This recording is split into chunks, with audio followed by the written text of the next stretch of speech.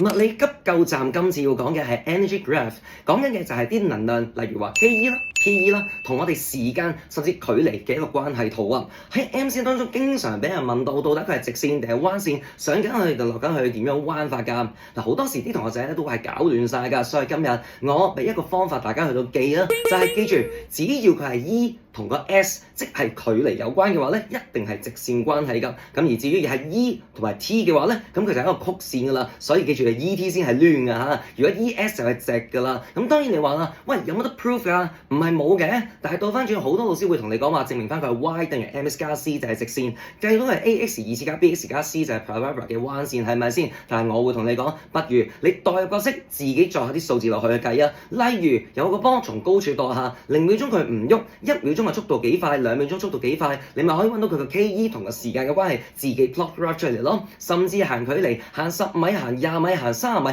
到底佢個能量會有幾多㗎？又係計一計數 plot 翻出嚟，你已經證明得到點解佢係直線，點解係彎線。咁到時考試就唔使騰雞啦。我哋下集再見啦，拜拜。